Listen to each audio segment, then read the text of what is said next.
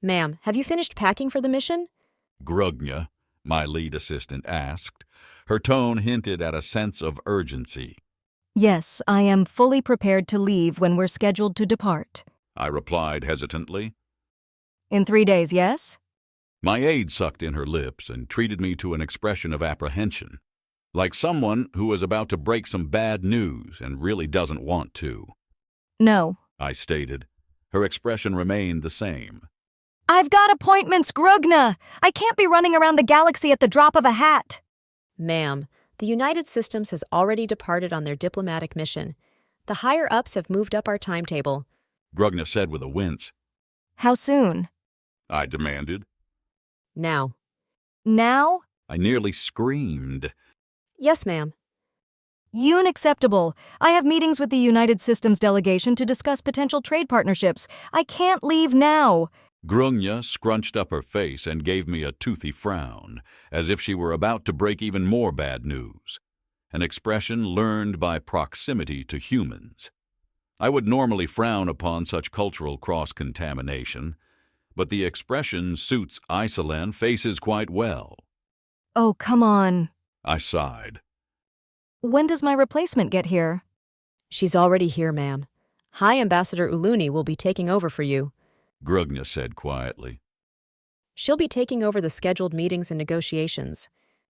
Uluni, you've got to be joking. She just got this position, and they mean to have her negotiate with the biggest war tribe conglomeration that the galaxy has ever seen?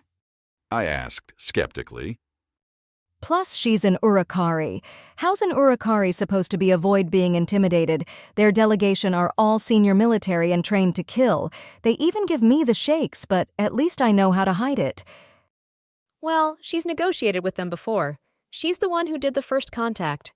Grugna said in a soothing tone. It'll be fine, ma'am. We've got to go. How high are the higher-ups that arranged this? I growled.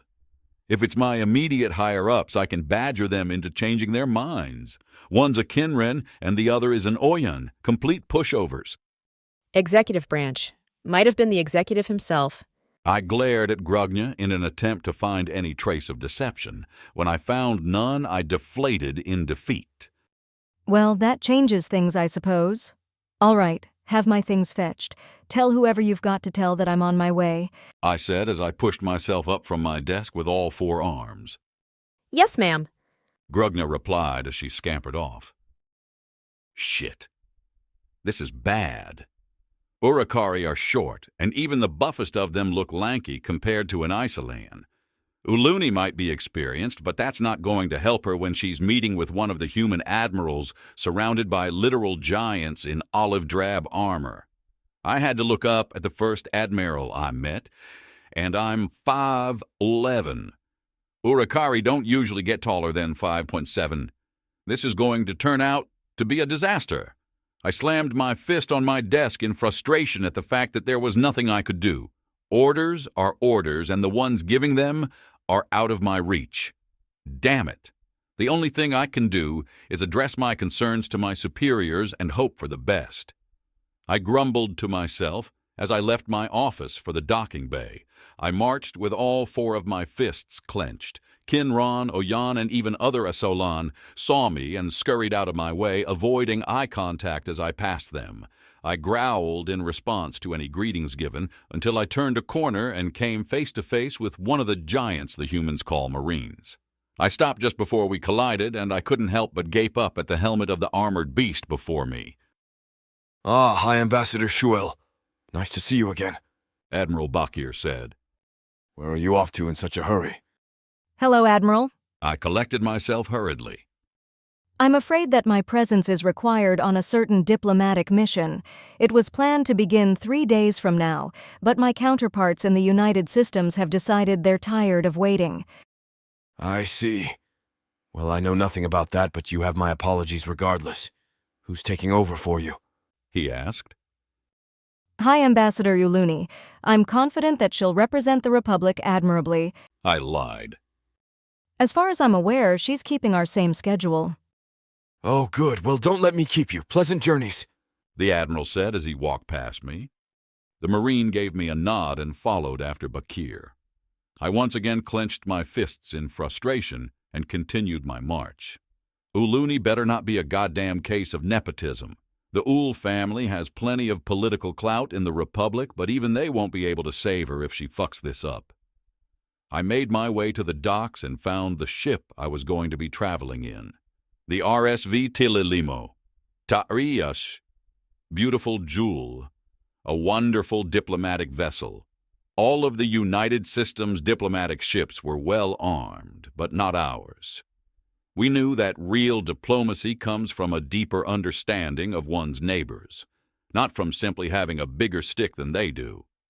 Having a bigger stick doesn't hurt, though. I whispered to myself as I realized we were taking this ship into a war zone. I entered the ship and nodded at the welcoming committee who greeted me. Grugna had let them know I was coming, and they were currently loading my belongings. After they finished explaining the layout, I went to the bridge to speak to the ship head, desiring a more accurate time frame for our departure than as soon as possible. I arrived at the bridge to a shocking sight. The ship head was laughing with a human. When he saw me, he snapped to attention and saluted. I returned the gesture. It's not required of me, but I find that returning a salute is the fastest way to get it to stop. Welcome aboard the Republic space vessel Tililimo, ma'am. I'm Shiphead Arava, He said crisply. What's the meaning of this, shiphead? I demanded, gesturing at the human. Ma'am, this is Mr. Eugene Havencroft, the United Systems ambassador for this mission. The shiphead explained. I studied the human carefully. He was diminutive compared to the other humans I had encountered. 5'7", and remarkably thin. His tight black suit caused his limbs to be reminiscent of a Kinran's, but this was offset by his pale pink skin. If anything, the darkness of his suit and the lightness of his skin clashed in a strange way. Even so, he was undeniably well-groomed. His outfit was accentuated by a modest amount of jewelry, which was placed in such a way to be noticeable but not distracting. His dark brown hair was styled to look wavy, but not a single hair was out of place. His smile demonstrated teeth that were straight and white, the picture of perfect health. Surprisingly, I felt intimidated. I see. Hello, Mr. Havencroft. I began. You can call me Eugene. He interrupted and offered a hand. You must be High Ambassador Kavar Schwell. I recognized the greeting and took his hand in my own to shake it. Soft but firm, symbolizing the United Systems' stance on diplomacy. Well, their public stance at any rate. Yes, I am. I recovered my decorum. You can call me Kivar or Shuel, so you're not military? No, I'm not. He smiled. I am a diplomatic representative of the United Systems Senate. I believe that most of the diplomats you've been dealing with thus far are a part of our diplomatic corps, which is run by the Directorate. Well, it's good to have you with us. I said. Tell me, what are the United Systems' intentions regarding this new race? That depends on their capabilities. His attitude shifted to match my own. If they're close to us technologically, I'm to make the best case possible that they join the United Systems. If not, then I'm to urge them to join the Republic. I studied his demeanor carefully, looking for weakness. They're closer to our space, though. From my understanding, that's irrelevant. The agreement between our governments clearly indicates that the only relevant matter is the consent of party in question. Any attempt to subvert or force said consent will result in harsh repercussions. When we were initially negotiating the peace treaty between the Republic and the United Systems, our diplomats wondered if the Gaunt insurrections were what they appeared to be. As such, we were quick to come to the conclusion that the very clause that Mr. Havencroft just mentioned was an absolute necessity to ensure peace between our civilizations. We were shocked when the United Systems suggested it while we were still trying to formulate positioning statements. Most would take this as a sign that they weren't forcing the Gaunt to be members of the U.S. I, however, see the other possibilities. The U.S. could have suggested this to indicate their innocence. They could have guessed at our suspicions and used this as a tactic to alleviate them, regardless of their own guilt. Another possibility comes from the fact that it is rare for an organization to be monolithic. Certain factions within the United Systems could very well be forcing the Gaunt's membership, while other members of the U.S. are completely ignorant to their actions. Or the situation could be exactly how it's portrayed by the United Systems. The majority of the Gaunt want to be part of the U.S., and a few spoiled rich kids with ambitions caused by delusions of grandeur have been causing cosmic war. It's a ridiculous situation, surely, and I wouldn't believe it for a second were it not for the fact that it had happened to my own people on multiple occasions. I laughed. I wonder what those repercussions would be if it were you that broke the agreement. It's not as if we have the capacity to punish you militarily. I already know exactly what our diplomatic response would be to the U.S. breaching our agreement, but I need to know who I'm working with. Is this human as shrewd as he portrays himself to be? Quite the contrary, He said. The Republic can refuse to ally with us and can halt production of the ships we need to fight the Omni-Union. That alone would ensure that the individual who broke our agreement with you would face stiff penalties and likely an involuntary career change. I nodded, satisfied that I wasn't dealing with a fool. Shiphead, we are prepared to depart. One of the bridge crew said. Orava gave Mr. Havencroft and I a nervous look. Most shipheads dislike having non-crew on their bridge unless absolutely necessary, so he was no doubt wondering how to politely kick us out. Fair enough, it would take at least half of an hour to arrive at our destination. Mr. Havencroft, would you care to join me in the mess? I'd like to get to know who I'm working with a bit better. I suggested. Certainly, I could use some refreshment, He replied. The shiphead looked relieved as we left the bridge. The walk to the mess was quite short. The Tililimo is a beautiful ship, luxurious even, but she's built for mass efficiency like every other Republic ship. U.S. ships have a tad more room here and there, which initially led me to believe that their designs were wasteful.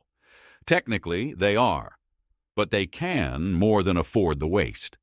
Working with human representatives showed me that their reactors and engines are much more advanced than our own, the products of thousands of years of one-upsmanship. A decade ago, I'd have called it foolishness, but now our space is kept safe because the United Systems can't seem to stand peace for very long. So, what would you like to know? Havencroft asked as filled his cup and sat at a nearby table. I followed suit and said, I'd like to know more about how you came to be in the position you're in, if you don't mind. He smiled softly. Well, I was born on Earth where I initially studied law. However, a lawyer's life is a hard one, and a friend of mine suggested that I turn my attention to diplomacy instead. I went for it and ended up studying political science, cultural anthropology, international relations, sociology, and foreign policy. I also studied a bit of history and etymology so that I could better grasp patterns in the way that societies interact with each other. My first diplomatic assignment was for the North American Union as an ambassador to Austricana. I haven't heard much about Earth other than it's your kind's cradle planet. Is it a nice place to live? Yes and no. In the United Systems, Earth is considered a backwater where nothing happens. It's stagnant, for lack of a better word. That being said, it's a lot less difficult to live there than it is in most other places. Plentiful food and water, but He looked pained for a moment. it's unnatural. Nearly the entirety of the planet is covered in artificial structures dedicated to housing, manufacturing, entertainment, or food and water production. Buildings that are taller and wider than mountains, filled with people. It's so contained. Most would say it's boring even. Boring, but that sounds almost like a paradise. I said incredulously. For some it is. On Earth, poverty is largely irrelevant. Starvation has pretty much been eliminated, and the planetary government has put a stop to large-scale wars. But for every good, there's a bad. Diseases have gotten downright sadistic. Human rights violations happen with an alarming frequency, and it's been decades since any new tech has come from Earth. I wouldn't go so far as to call it a dystopia, but it definitely isn't a utopia. Wait, I've heard your medical technology is amazing. How are diseases still impactful? I'm not a doctor, but from what I've been able to glean, the biggest threat are the infectious diseases. Microorganisms love evolving in pesky ways, and the people on Earth live in very close proximity. On the one hand, this fosters a strong sense of community. On the other hand, when one person gets an infectious illness, everyone gets it. He said. While the doctors figure out a cure, some people will inevitably die. This was like taking a peek into the future of my own kind, but my follow-up questions were hindered by the feeling of the ship entering warp.